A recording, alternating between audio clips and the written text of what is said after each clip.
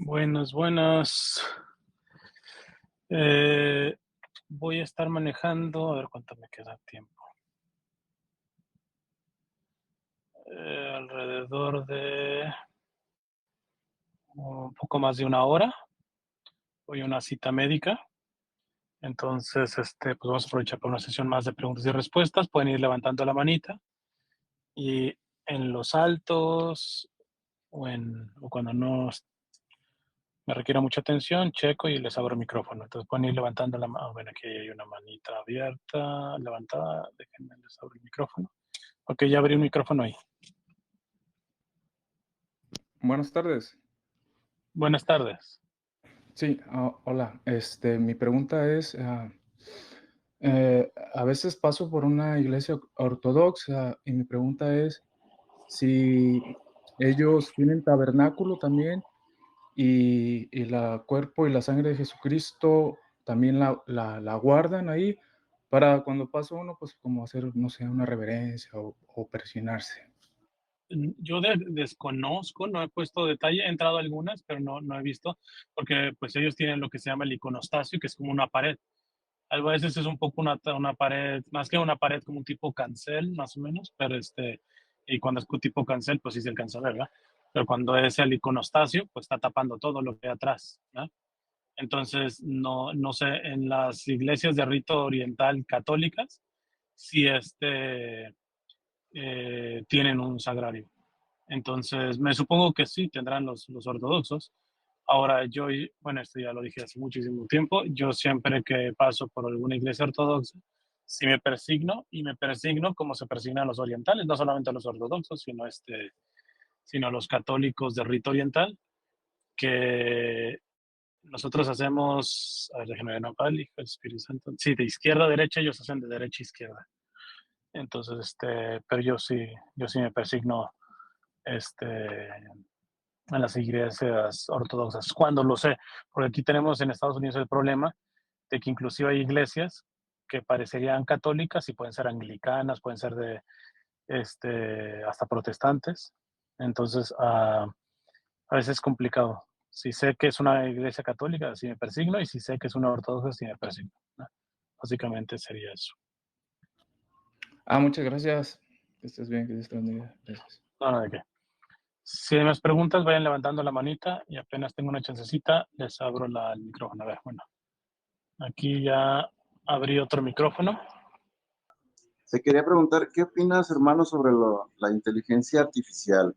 ¿Hasta qué punto nos debemos de cuidar, de informar? No sé, porque yo recién entré ya a esos chats de WhatsApp de inteligencia artificial que hasta tienes un debate ahí, sobre aborto, sobre X cosa y pues puedes tener cualquier debate que quieras, este, crear imágenes incluso sobre una descripción.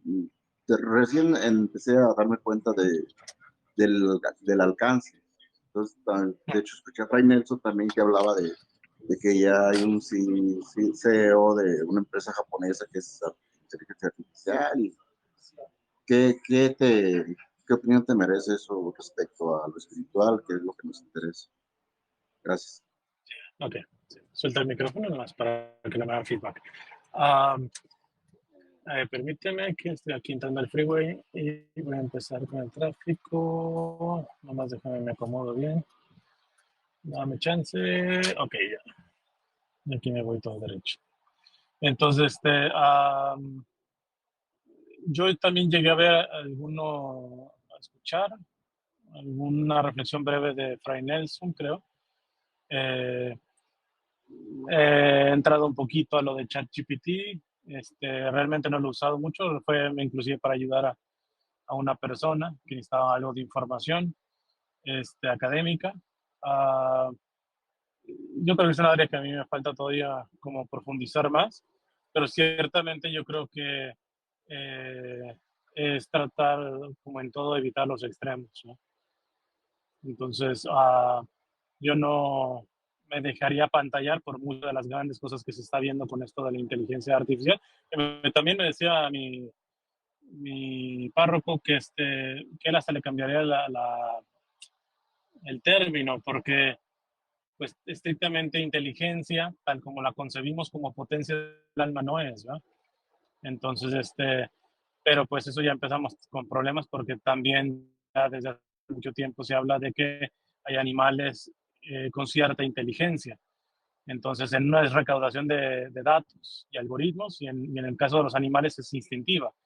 Entonces, en inteligencia, en cuanto a potencia del alma, es capaz de abstraer, y evidentemente eso no lo hace ni el animal ni una máquina, ¿no? Es ni un algoritmo, ¿no? Es una potencia espiritual, que es solamente en este caso el ser humano. Bueno, también los ángeles tienen inteligencia y Dios, la suprema inteligencia con mayúsculas, ¿no? Entonces, pero yo sí creo que es una cuestión a discernir. Yo hice también hoy una publicación sobre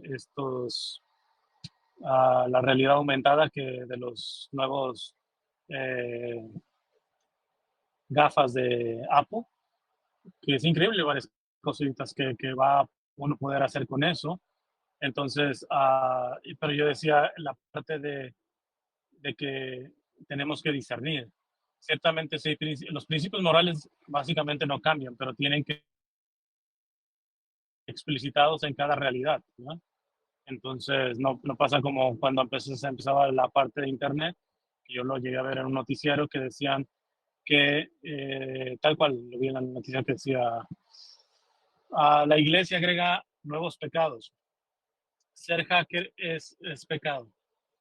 Entonces yo me acuerdo, yo era un adolescente, que le dije a mis papás, de no pecado nada. Ahí es el mismo pecado, robar, es la mentira, etcétera. Este, simplemente es robar y mentir ahora aplicado al Internet, ¿no? Entonces, yo creo que va a ser algo similar. Es más, ahora, hoy mismo, estrictamente, uh, un hacker no se ve negativamente. Los que usan un tipo de hackeo para dañar, para espiar en el sentido malo, todo eso ya se llama piratas cibernéticos. Porque estrictamente hablando, por ejemplo, la policía digital o virtual, con la cual al menos aquí en Estados Unidos he tenido trato por circunstancias, pues ellos hackean también. Pero pues evidentemente es para guardar el orden, para una cuestión de justicia, entonces, para la seguridad del país, ¿no? Entonces, y ellos tal cual, pues se dicen hackers, ¿verdad? Entonces, hasta en eso se va a ir moldeando. Yo creo que la cuestión de la inteligencia artificial va a ser eso, o sea, apenas se está abriendo todo un campo y yo creo que lo primero es que hay que salvaguardar la moralidad, porque una persona que tiene principios morales nunca va a sacar ventaja de manera deshonesta o inmoral de ningún avance tecnológico, ¿no? Entonces, e inclusive esa moralidad le podrá decir que hay ciertos avances que ni siquiera es que se puedan usar correctamente, es que lo correcto es ni siquiera usarlos. Pero pues ahí tiene que ver el discernimiento y por eso yo veo tan providente el papá que tenemos, porque es un sacerdote jesuita, por lo tanto, carisma propio de los jesuitas, el discernimiento, que nos está enseñando, nos ha estado, yo creo que el Espíritu Santo nos está preparando muy claramente, no solamente desde el Papa Francisco, por ejemplo, el Papa Benedicto con respecto a la verdad, también hizo un momento de preparación, pero el boom de estas revoluciones virtuales, tecnológicas y todo eso le está tocando a este pontificado. El problema es que pues, son pocos los que, católicos inclusive, que están abiertos a entender ya es un tiempo en donde el católico no puede estarse tragando simplemente fórmulas prehechas, que por muy doctrinalmente correctas que estén, sino que tiene que tener un proceso de discernimiento. ¿Hasta dónde aquí? ¿Hasta dónde usar acá? ¿Hasta dónde nos rasgamos las vestiduras? ¿O hasta dónde decimos, vamos siendo valientes, vamos avanzando, no nos vamos a quedar petrificados? O sea, es una cuestión de discernimiento. Como en todos los avances tecnológicos, yo creo que se ha terminado usando por muchos para un gran bien. Hoy por hoy, por ejemplo, eso simplemente yo pienso mi vida misionera hasta, ¿qué será? 2010, más o menos, yo creo. Yo tenía libros físicos y pues yo nomás tengo una semana de ropa. Entonces, básicamente mis pertenencias de ese estilo pues me cabía en una maleta. Entonces yo podía irme, o sea, mi casa estaba en una maleta, pero eran cajas de libros. Entonces, en el momento que salió, creo que fue el iPad, y que empezó a simplificar esto, bueno, antes salió el Kindle, ciertamente, pero yo no había tenido Kindle, este, pues abrió todo un panorama, eh, y a mí ha simplificado muchísimo, pero muchísimo. Ahora, muchas editoriales, como yo en su momento me quejé, y todavía me quejo un poquito porque hay todavía editoriales que me parece que están un poco cobardes al respecto. Editoriales católicas se resistían. ¿Por qué? Porque una vez que se digitalizas un libro, pues lo haces pirateable y hay gente que empieza a piratear libros. Entonces, yo lo entiendo en libros que simplemente ya no se pueden encontrar o que están libros de derechos de autor. Pero si yo un libro, aunque de un santo, de lo que sea, aunque lo voy a usar para bien, pero robar es robar, punto. Y si yo hay un libro que digitalmente lo puedo comprar, no tengo por qué estar bajando el libro, ese mismo libro pirateado, ¿va? Entonces hay algunas que precisamente, no, por ejemplo, las obras de San Juan de Ávila, yo las tenía. Hasta el día de hoy yo sé que creo que la BAC no las ha digitalizado. Ya las tengo digitales porque mi director espiritual hizo un doctorado respecto a San Juan de Ávila y le permitieron digitalizar y todo eso y me lo pasó. Claro, evidentemente eso yo no lo puedo pasar, es una cuestión para estudio personal y todo ese tipo de cosas, ¿verdad? Pero son ese tipo de cosas que lo pongo como ejemplo porque hasta dónde está la parte de la práctica de la moral respecto a estas nuevas tecnologías, nuevas realidades. Una cosa que a mí son de las cosas que un poquito a mí me complican, por ejemplo, con estos visores o lentes de realidad aumentada de Apple, que lo que le llaman la FaceTime, que es como la videollamada, pues te decía, vas a poder ver a la persona así, y pues con realidad aumentada y toda la cosa. Este, eh, pero yo digo, pero si yo tengo los lentes, ellos no van a poder ver. No, es que se va a digitalizar tu rostro y se ve casi igual. O sea, yo nomás pienso en cuando cada vez se perfeccione más esto, alguien que puede estar sacando un video con mi rostro y que no se vea o sea, digo, ya esto se ha hecho, por ejemplo, ¿cómo se llama este supermercado? Soriana hizo algo similar con Cantinflas. Entonces, hicieron un comercial y parece que es real Cantinflas, pero no, es otra persona, pero con esta tecnología realmente como que le implantaron el rostro. Pero antes los implantados de rostro, no sé, como los juegos de fútbol, etcétera, que se veían muy semejante, pero tú dices, es un diseño digital. Pero acá no, acá ya es básicamente casi, no se ve la diferencia. Entonces, yo nomás digo, ¿cuántos podrán usar el rostro? ¿Cuántos podrán usar tu voz?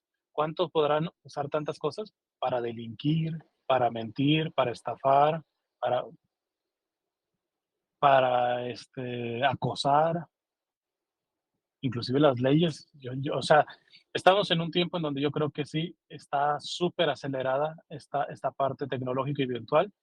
Y yo agradezco el pontificado del Papa Francisco porque está haciendo un pontificado valiente que está saliendo. Aquellos que en nombre de la doctrina se están apoltronando van a lloriquear como ahora han lloriqueado los conservadores, porque YouTube nos censura.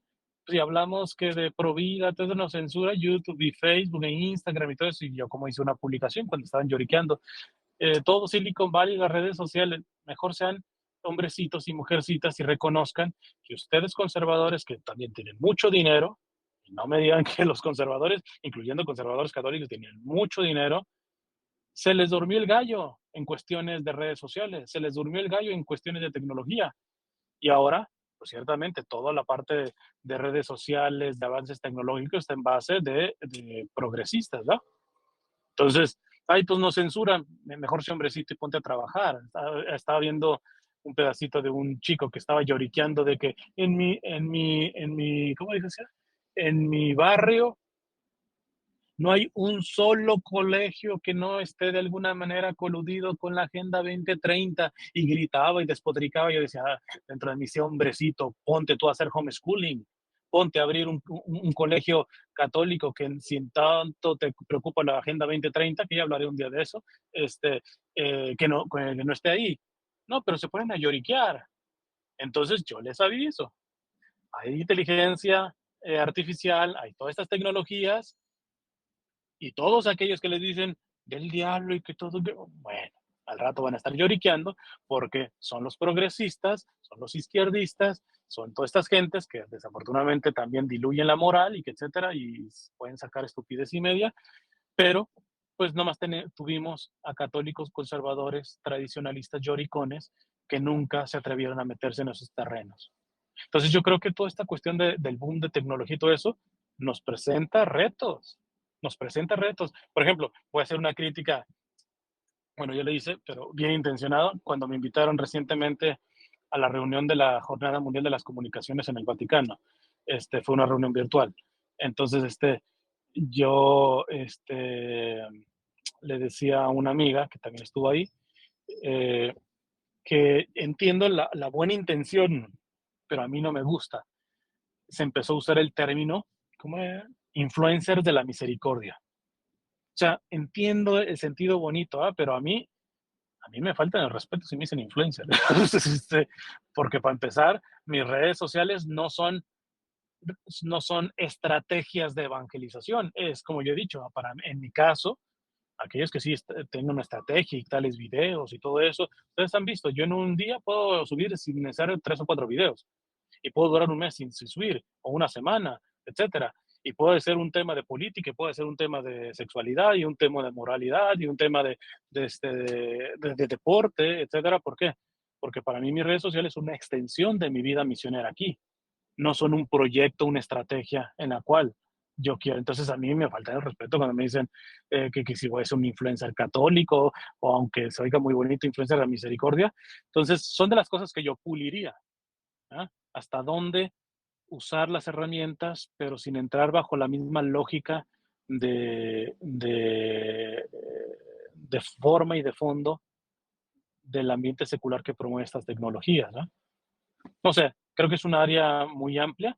Ya Monseñor Lucio, de allá del Vaticano, de esta comisión, me mandó el documento, no lo he leído, un documento que sacó sobre cómo se propone el actuar en redes sociales para los católicos. Ya una vez que lo lea, evidentemente voy a hablar sobre eso. Entonces, y repito, habrá cosas que, como esto de los influencers de la misericordia, el término influencer, no me gusta todo eso, pero yo aplaudo a Monseñor Lucio, y aplaudo al Papa Francisco, y aplaudo esta comisión del Vaticano que se está aventando, que se está lanzando. Mientras tanto, otros le dicen, ¿cómo decía Luis Román? Eh, este Papa no entiende que los papados anteriores no daban entrevistas, hablaban muy poco, porque todo lo que se diga, pues dime a ver si León XIII tenía internet, ¿verdad? Dime si las redes sociales habían explotado tanto y siendo una realidad dominante en tiempos de Juan Pablo II, o inclusive de Benedicto XVI. Esto le vino a explotar en las manos a Francisco, y gracias a Dios tenemos un papá con muchos pantalones, que sabe que se puede equivocar en muchas porque son cuestiones riesgosas, que hay riesgos en meterse, como cuando en la entrevista con los muchachos en Disney y todo ese tipo de cosas, pero se está aventando. No se va a quedar como el cobardón que se queda en lo seguro y decir, no, es que las cosas no se hacían así.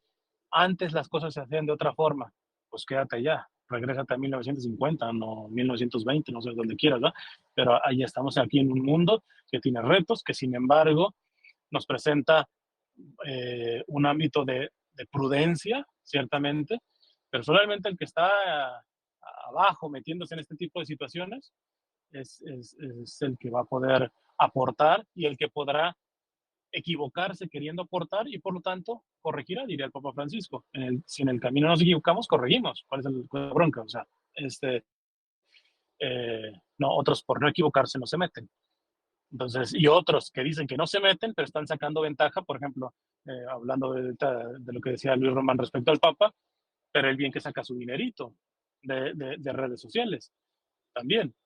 y poniendo comerciales al inicio, cuando YouTube todavía le permite ponerlos al final, como es prácticamente lo que yo hago. Yo ni siquiera los pondré al final, ahora ya obliga a YouTube, bueno, listo, pero y se justifica diciendo de que es que así se puede viralizar más el video, yo quiero que llegue el evangelio. Ah, entonces el fin justifica los medios, compadre, y tú que presumes de doctrina y moral, entonces para lo que les conviene, sí, pero tienen un discurso, no, esto es del diablo, entonces, bueno, en fin. No sé, ahondé mucho en muchas cosas, pero si hay alguna persona más que tenga alguna pregunta, vaya levantando la manita y ahorita abro micrófonos. Ok, ya abrí yo otro micrófono. Tiene que apretar el micrófono para que yo le escuche. Estaba escuchando unos videos en YouTube de preguntas y respuestas y mencionaste algo de que había gente que drena la energía. Y yo, pues sí, yo siempre he sabido que somos energía, pero con eso de la nueva era, de todas esas prácticas curativas que ahora están tan de moda, pues me entró la duda en si somos energía, pues cuál es el punto de no entrar en jugar nosotros con las energías, o qué tanto creer o saber de las energías. No sé si me explico, si me entiendas a a qué me refiero, No como, del todo.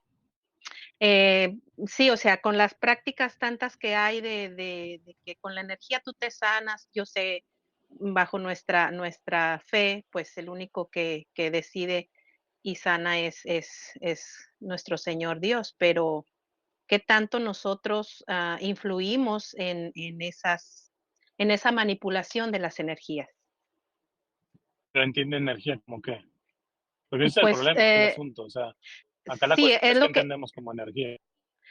sí, es lo que tengo la duda. Tú mencionas, no sé, algo respondiste y decías que la gente que como que es muy quejosa, que se queja mucho, que hay psicólogos que hasta mencionan que se les drena la energía. Entonces, ¿a qué te referías con eso? De de Ya. de que hay gente que nos pueda drenar las energías, o nuestra cultura mexicana cree mucho en el mal de ojo también, qué tan cierto es, qué tan, influenciables somos nosotros hacia las energías de los demás o nuestra propia energía. Ya. Ujú. Ok. Listo. Si quieres, suelta el micrófono para que no me haga feedback. Sí, evidentemente aquí hay que entender la cuestión de la energía, o sea, porque hay una energía en el sentido física, o sea, de la física como ciencia, básicamente, y nosotros tenemos energía, ¿verdad? O sea, antes así, que precisamente, por ejemplo, la glucosa genera energía en nuestro cuerpo. Entonces, evidentemente hay que diferenciar, hay una energía física como tal, ¿no? Ahora, evidentemente también hay una energía emocional, vamos a decirlo así, y eso es a lo que se refiere. Ahora, lo emocional puede afectar en lo físico. O sea, cuando yo me llego a deprimir, eso está una cuestión emocional, mental, pero sin lugar a dudas afecta también mi físico, que se llama, por ejemplo, padecimientos psicosomáticos, ¿no?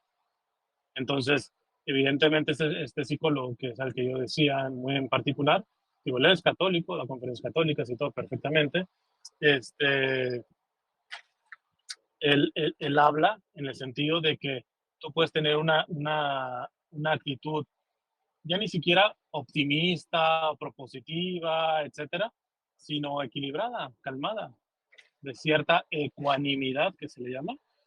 Y este tipo de gente te drena la energía en este sentido emocional, ¿no? O sea, o sea no se puede echar una culpa eh, en el sentido de que es la otra persona la que simplemente me hace que no es que tú me hiciste enojar o tú me pusiste triste, todo eso. Porque eso es darle el poder, decir, tú tienes el poder de mover mis sentimientos. No se refiere a esa forma activa, sino se refiere a una acción pasiva. ¿A qué me refiero con acción pasiva? Es decir, con el quejoso hay que tenerle mucha paciencia. Entonces tienes una paciencia, etcétera. O sea, se van acabando tus energías emocionales, vamos a decirlo así, al estar practicando, pues eso, la paciencia, aguantarlo, la tolerancia, listo, no le voy a responder, etcétera.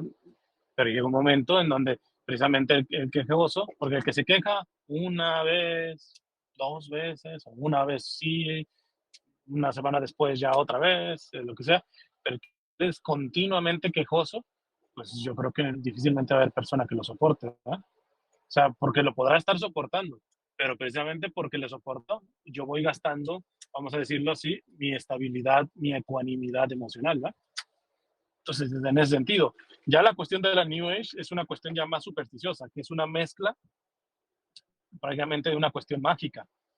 Y muchas veces se engañan porque se agarran de una cuestión de la energía física, que repito, sí la tenemos, y cuestiones de energía espiritual, ¿va? Pero le meten el elemento de magia, de superstición y todo eso, y es ahí donde verdaderamente no tiene sentido, ¿va? Y inclusive donde es está peligroso, ¿va?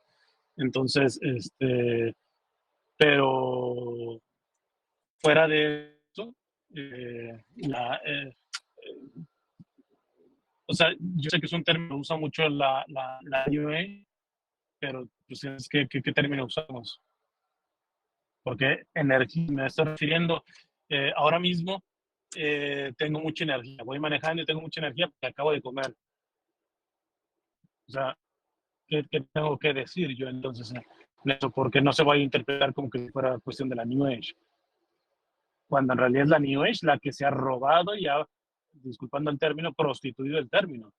Pero pues yo entonces voy a tener que dejar de usar el término energía física, o sea, entonces, y a nivel emocional igual. Yo no creo. Yo creo que ahí es donde volvemos a la respuesta que estaba dando en la pregunta pasada, con la bendición que tenemos de un papa que nos está enseñando a discernir. El problema es que muchos no quieren discernir y se van a lo fácil, ¿va? Entonces, discernir el contexto. ¿En qué contexto estoy yo diciendo la palabra energía? ¿Estoy hablando de chakras? ¿Estoy hablando concretamente de este drenamiento emocional? Porque un psicólogo trata la salud mental, la salud emocional. El problema es que, pues eso, nos falta mucho la cuestión del discernimiento contextual, ¿eh? Porque estamos acostumbrados a que todo lo den procesado de la boquita, esto sí, esto no, y esto dice el manual. Pero estamos en tiempos en donde el que quiera vivir la fe desde ahí, o sea, no significa que vamos a cambiar, vamos a ir las normas, pero una cosa es la norma que está por escrito y otra es la cosa de aplicarla en un contexto particular. Dice la norma, no matarás. Pues, pero si quieren abusar de mi hija y yo la defiendo y la última instancia es matar al agresor, estoy matando. No, dicen, no matarás, es que hay que ver el contexto. O diferente, que al primer inocente yo le doy un tiro. Entonces, es esta cuestión que yo sí creo que son tiempos para realmente formarse en el discernimiento y no ser simplistas, porque puede llegar uno a caer en los extremos o en condenar todo lo que no estoy lo suficientemente valiente para discernir, para profundizar, y me voy a la fácil, lo condeno, no, eso está mal, todo eso, o me voy al otro extremo de aplaudir y con todo por no querer discernir, y chance estoy aplaudiendo cosas que no son aplaudibles, inclusive son condenables, y yo por simplemente tampoco hacer el ejercicio de discernir, pues le aplaudo, ¿no? Entonces, ahí son estas cuestiones que son un poco, pues, complicadas. Bueno, ya también la otra me mencionaba. O sea, una amiga que quería ponerse un vestido verde, hermoso, etcétera, pero no vaya a ser que la confundan con las del pañuelo verde o que tú estás a favor. ¿Desde cuándo el verde es propiedad privada de los grupos abortistas? ¿Y desde cuándo el azul es propiedad privada de los grupos pro vida? Yo no necesito vestirme de azul y tampoco me compleja ponerme algo verde. Entonces, si hay simplones que no disciernen, pues bueno, ya es bronca de ellos, pero yo creo que tendríamos que ser mucho más amplios, ¿no? Pero bueno, eso es un poquito lo que podría responder así. Veo que hay una mano abierta, digo, una mano levantada. Ya abría yo el micrófono. Buenas tardes, hermano Cristian. Mi nombre es Verónica. Buenas tardes. Ya tengo algún tiempo escuchando tus mensajes, bueno, tus videos. Ya sé que no te gusta que te digan mucho, que te adule. Bueno, no es adulación, ¿verdad? O sea, más bien no es pregunta, nada más es un comentario acerca de tus videos. Ya tengo como un año más o 2 años escuchando tus videos y bueno, lo que quiero comentar es que no o sea, a veces escucho los que me interesan y obviamente, o sea, los que me van llamando la atención, pero pero pues la providencia, ¿verdad? Divina, que me pone a veces algunos videos que me han ayudado mucho. Y cuando escucho algunos videos tuyos acerca de cuando hablas de los que hablan en contra del Papa, o sea, como tú dices, estoy hablando de ciertos evangelizadores, no dices nombres, obviamente, Mm. pero lo que me gusta de mí, o sea, que he cambiado de algunos años acá, es que cada vez que haces esa reflexión, o sea, no pienso en los evangelizadores, sino en mi propia vida y en mis propios errores, y eso me ha ayudado mucho. Entonces, pues más que nada, gracias. Gracias por tus videos, por tu predicación, por tu dedicación a todo esto. Es eso, solamente. Ok, no, no, al contrario. Sí, no, yo les he dejado claro, o sea, la cuestión de cuando, bueno, al menos el evangelizador yo creo que es serio, cuando habla el primero que se predica es a sí mismo, esa es una regla básica de la evangelización, porque pobre de aquel que crea que ya está terminado, que ya ha llegado a la altura que Cristo pide, y muchas veces por eso el evangelizador tiene que tener la humildad de poder también de corregir ciertas posiciones que se van madurando después o ciertas actitudes, etcétera. Y yo en este campo, digo, los que me siguen desde muchos años más, sabían que estaba sobre todo muy marcado en ese gremio. Pero bueno, se van haciendo situaciones en donde lo van haciendo a uno madurar y es ahí donde uno está entre la espada y la pared. O se queda simplemente en lo ya conocido y se apoltrona a decir, aun cuando Dios le está mostrando decir, listo, antes era, no sé, más rígido, más todo eso, por parte del proceso de maduración, pero ahora te estoy confrontando, te estoy poniendo enfrente de tu realidad, te quedas en tus seguridades entre comillas, o das el paso. Entonces yo me atreví a dar el paso. Hay mucho todavía que corregir y todo eso, pero a mí no me van a poder decir que las cosas no son así porque yo vengo también de ese barrio. Entonces, eh, y he visto que ni remotamente está cercano al corazón de Cristo, eh, al menos como generalmente uno se llega a pintar, ¿verdad? Porque son las izquierdas, son los socialistas, son los comunistas, son los modernistas, son todos esos los que son básicamente hijos del diablo y todo esto. Y uno, pues eso, hasta por seguridad, dice, no, pues yo estoy pues los que supuestamente no están con el diablo, los que estamos. Pero cuando uno se va confrontando, uno va diciendo, también en tanta, entre comillas, santidad, a veces lo único que uno está encubriendo es eso, que es un hijo del diablo, más vestidito, ortodoxamente vestidito, doctrinalmente vestidito, pero igual de diablo que el otro bando. Entonces es ahí donde, y el problema es que esto no es básicamente solamente una cuestión del, por ejemplo, el Papa Francisco que nos ha confrontado mucho en esto. Es que cuando uno lee a los padres de la iglesia, cuando uno lee a los padres del desierto, uno ve que es la enseñanza católica. Entonces, pobre de aquel católico que se queda ideologizado, sea ideologías de izquierda, de derecha, conservadores, tradicionalistas, progresistas, modernistas, de la ideología que sea, por no tener los pantalones de confrontarse, ¿no? Entonces, va a llegar muy engañado de sí mismo el día del juicio, ¿eh? Sí, Entonces va por ahí.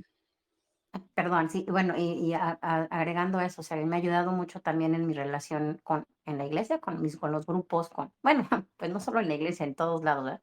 Yo también estoy tratando de ser menos rígida en mi casa, soy más bien con las relaciones entre otras personas afuera, soy más flexible y en mi casa, mis hijos, soy más rígida, no, o sea, soy más dura.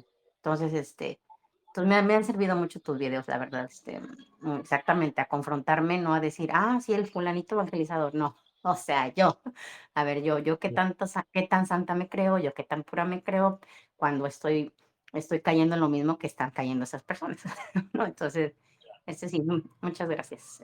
No, No, nada, me ha ayudado mucho. perfecto. Por cierto, bueno, hoy evidentemente no va a ser posible porque pues estoy en una cita médica y de aquí que regrese debe ser bastante tarde. Bueno, no sé, cancelado. Pero tengo que hacerlo prácticamente en esta semana. Una invitación que está haciendo Rebeca Barba, que es esta consagrada experta en la teología del cuerpo, que va a sacar 3 sesiones sobre la sanación. Y me gustó mucho un clip que sacó en donde ella habla, dice, las mentiras que nos dicen nuestras heridas. Porque esa es la cuestión. Muchas veces nuestras heridas camuflan la mentira a través de cuestiones religiosas, de devociones, etcétera. Y en pocas palabras, como siempre le he dicho, hay algunos que en realidad hablan mucho de defensa de la iglesia, defensa de la doctrina, defensa de las almas y todo eso. No, revísate bien y verás que esa supuesta defensa es una herida encubierta de tu complejo de superioridad, de que quizá fuiste humillado de niño y hoy, Dios mío, no quiero. ¿Eh? Entonces ahora yo soy el que humilla, en nombre de la doctrina, pero yo voy a ser el que humilla. Pero adentro de ese hombre barabucón, etcétera, que manda a todo el mundo al infierno, no hay más que un niño herido. ¿No? Entonces, el problema es que se sigue tragando esas mentiras de sus heridas, en vez de sanar la herida para ya no deforme la realidad. ¿No? Entonces, eso pasa mucho con el psicópata y los narcisistas. Eso se le llaman gaslighting. A sus víctimas les empiezan a deformar la realidad. No, yo nunca dije eso, aunque lo dijeron. Yo no. Y de tanto que lo repiten, le van convenciendo de la realidad. No, las cosas no son así. Te tienes que acostumbrar. La realidad no es como tú la ves, es como yo la veo. La situación de la iglesia no es como tú la analizas, es como yo la analizo. Entonces, de tanto estar consumiendo ese tipo de contenido o este tipo de personas, realmente le modifican la visión. Entonces, el problema está en que, como yo también digo, este tipo de personas pueden cuestionar a medio mundo, pero hay de aquel que se atreva a confrontarlos. Uy, hay de aquel. Porque son ellos los que tienen la verdad agarrada en el rabo, por el rabo. ¿Eh? Entonces, es muy fácil caer en comportamientos malsanos, no, pero camuflados, vestidos, adornados de doctrina, de rosario, de devociones, etcétera. Lo único que estamos haciendo es eso, tapando una herida que no somos lo suficientemente valientes para poder reconocer que me comporto como me comporto, aun cuando aparentemente es en nombre de la fe y todo eso, porque tengo una herida que no soy lo suficientemente valiente de reconocer y de comenzar a sanar. ¿No? Entonces, ya les voy a hablar, les voy a dar la información. Si no, pues pueden ir a su canal de YouTube. Ella tiene también un canal en YouTube, pero ella trabaja más en Instagram, Rebeca Barba, y pueden inscribirse. Es gratuito ese mini curso que va a dar. Pero bueno, ya les hablaré después sobre esto. Si hay algunas más personas que tengan una pregunta, ok, ahí abrí otro micrófono.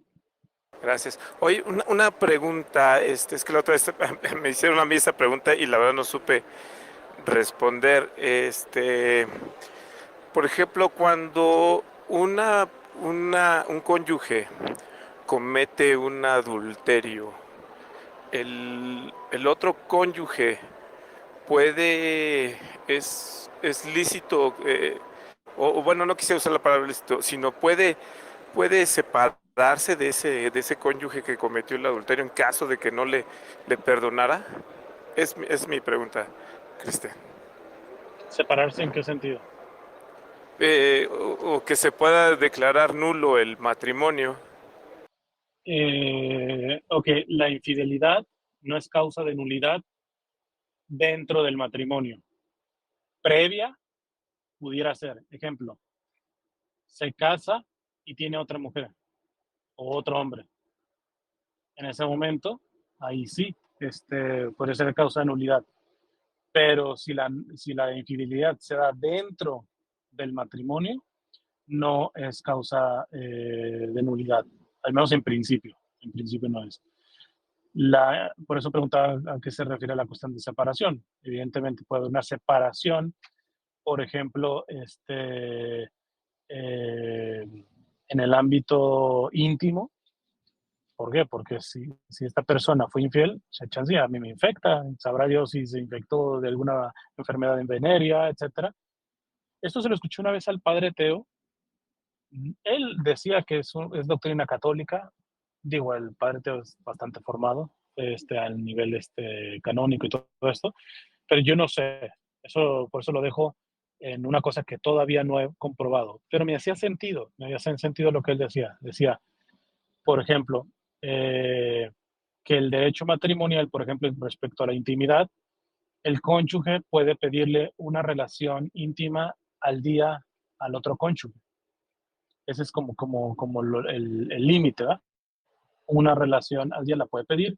Claro, después, por ejemplo, el padre hablaba de cuestiones de quien tiene una relación cada día, pues evidentemente tendrá hijos y hijos, ¿no? O sea, entonces, y evidentemente existe la paternidad responsable, que ya ha hablado Pablo VI sobre esto, ¿no? Entonces,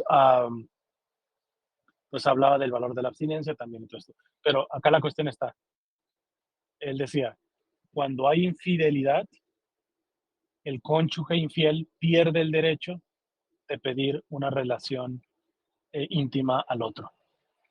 Es el otro ahora el que marca la pauta de cuándo sí, cuándo no.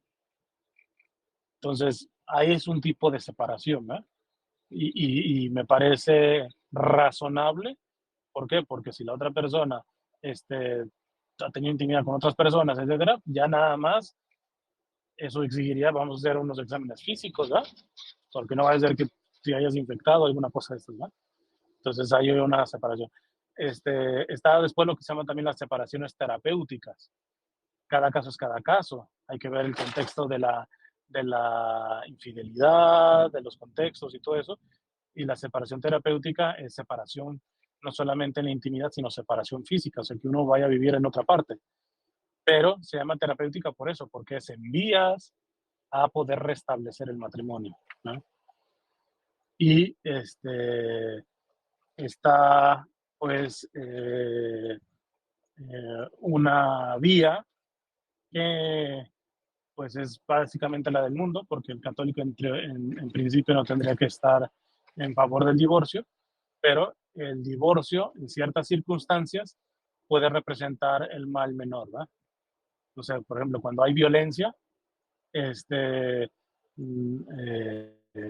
es una cuestión de seguridad, pero alguien puede decir, no, pero sepárate, necesariamente te tienes que divorciar. Sí, pero el estar atado legalmente al agresor le ponen dentro de un marco de vulnerabilidad que en algunos casos es hasta mortal para la víctima. Entonces ahí está, es prácticamente una cuestión de misericordia que esa persona se pueda divorciar. Entonces, ya evidentemente la parte de sacramento, si hubo verdaderamente sacramento, eso no lo separa nada, ni la separación terapéutica, ni el divorcio, ni nada por el estilo. Pero, pues, eso no implica que la persona tenga que estar viviendo con la otra persona, ¿eh? Entonces, repito, cada caso es cada caso, hay que analizar. Y ya la cuestión de la nulidad, pues sería muy amplia. Yo ya he hablado bastante de la nulidad con cuestiones de casuística, pero pues nomás lo cierro la respuesta diciendo que la infidelidad dentro del matrimonio, en principio, no es causa de nulidad. No es causa de nulidad. Pudiera ser, pero tiene que tener parámetros, por ejemplo, previos a la boda,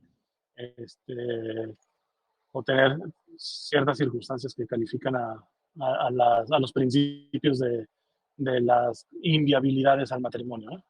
Entonces, eso es lo que podría decir. Y evidentemente hay otra cosa más. Respecto a la cuestión de la infidelidad, siempre la iglesia llamará a la reconciliación, a la restauración del matrimonio, etcétera, etcétera. Siempre va a estar motivado a eso. Y eso es también porque muchas veces se le da mucho peso a la infidelidad física, que es grave, o sea, nadie la minimiza, pero muchas veces la infidelidad afectiva, mental o el corazón, vamos a decirlo así, es infinitamente más grave. Pongo el ejemplo que pone el padre Ángel Espinosa, muy bueno y un poco pues, jocoso. Tu esposo va a una reunión de negocios a Japón y te deja. Y nada, se le pasan las copas en la reunión. Y nada, que al siguiente día se levanta y tiene una japonesa al lado en la cama. Entonces va y muy arrepentido te dice, amor, mira, pasó esto, y pues se me pasaron las copas y al día siguiente, pues nada, que aparezco con una japonesa al lado en la cama, etcétera. Pero no te preocupes, ni siquiera entendía lo que decía, ¿no? Entonces, a lo que pone en broma un poco el padre, es decir, está grave y es mal la infidelidad física, pero si no estuvo involucrado el corazón, fue simplemente una debilidad carnal.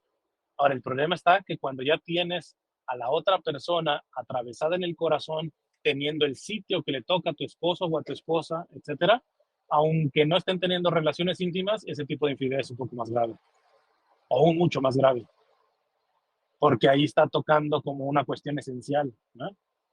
Un resbalón físico, sexual, etcétera, nunca es justificable, pero pues de eso a que tengas ya adentro a la otra persona, que le hayas dado el sitio que le corresponde a tu esposa, entonces ahí es una cuestión más a analizar, ¿no? Entonces yo creo que en ese tipo de casos hay que ver precisamente eso, la casuística, cada caso es cada caso. Muchas gracias, Cristian. Ok, si hay más manos levantadas, aquí una mano levantada. Ok, ya abrí otro micrófono ahí. ¿Qué pasa con los hijos cuando sí, el matrimonio sí está disuelto, o sea, sí se da la disolución? ¿Y solo hablas en qué sentido? En el sentido de o sea, que ya, por ejemplo, ¿no? Si ya se disolvió, ya se resolvió la disolución del matrimonio, los hijos, ¿dónde quedan, no? O sea, de O la sea, pareja que...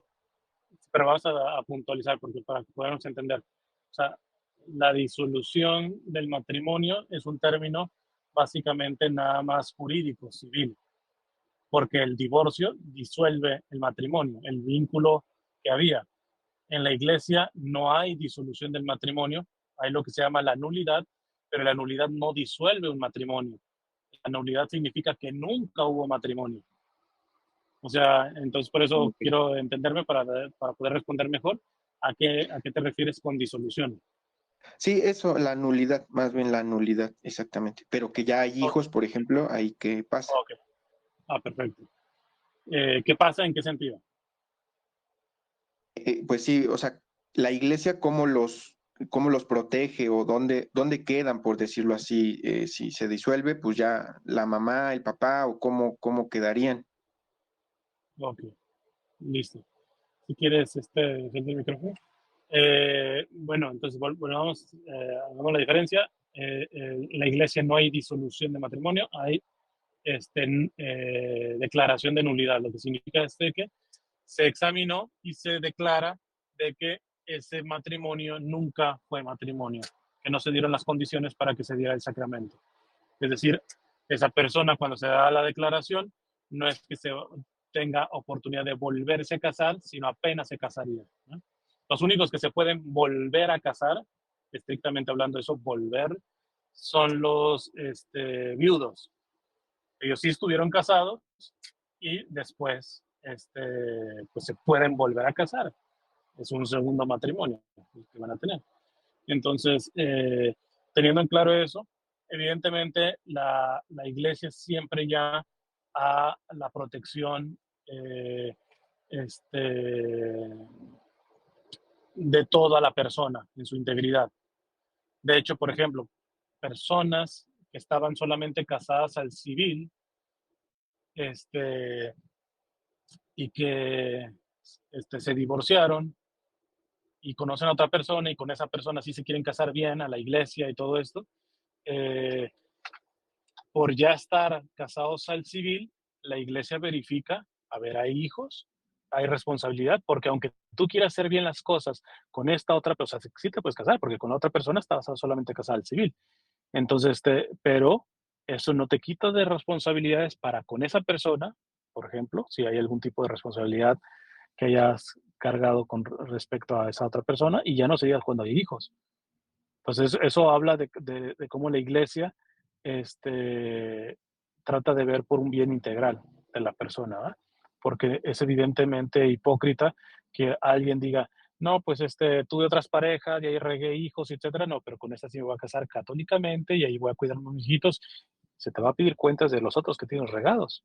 No significa que tengas que estar viviendo con esas personas y todo eso, chance ni siquiera es sano, no terminó bien la situación y todo eso, pero como, por ejemplo, hablando del hombre, como hombrecito, estés responsable de esos hijos que tienes regados allá, porque son tan hijos tuyos como los que ya has tenido dentro de un matrimonio bien formal, dentro del sacramento del matrimonio. Entonces la iglesia siempre hablará de que los padres estén no casados, casados solamente al civil o verdaderamente casados a la iglesia y todo eso, de asumir el cuidado de la dignidad del ser humano y más cuando el ser humano es más vulnerable, sobre todo cuando hay hijos, niños, etcétera. Con mayor razón la iglesia pide que se tome esa responsabilidad. Obviamente en los casos que yo he tratado a veces no es tan fácil, porque desafortunadamente los pleitos de los adultos se los terminan a veces tragando a los propios hijos, y eso es verdaderamente injusto y uno ve que es el terrible daño que hacen. Por ahí tengo como un meme que saqué, ya después lo comparto, que me gustó. Estaba un niño así como haciendo la señal de silencio con el dedo en la boca y dice, papás, ¿ya están divorciados? Por favor, a lo menos por mí, dejen de hablarme mal del uno del otro, porque Dios mío, yo creo que es de las cosas más diabólicas que yo he visto.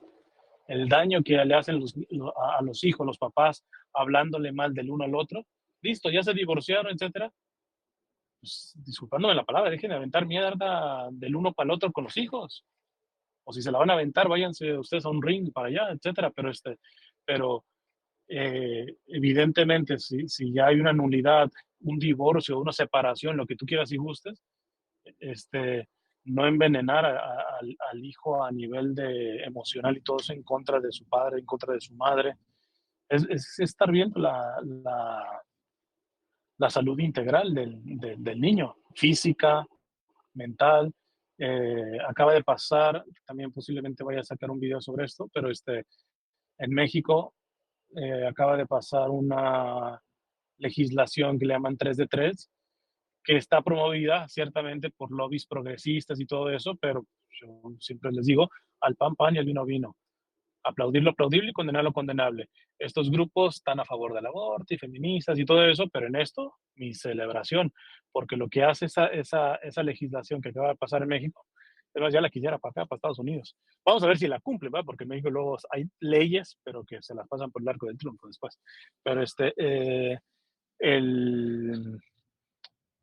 de que una persona que haya sido abusador, acosador y que no haya sido responsable con el pago de manutención, no puede aspirar a un cargo civil, ni municipal, ni estatal, ni federal. Están vetados de por vida a poder tomar un cargo, porque pues claro, oye, si no eres lo suficientemente hombrecito o mujercita, porque esto es para hombres y mujeres, de poderte hacer responsable de un hijo, ¿qué vas a andar siendo responsable de un municipio, de una ciudad, de un estado o del país? Entonces, eso me encantó, me encantó.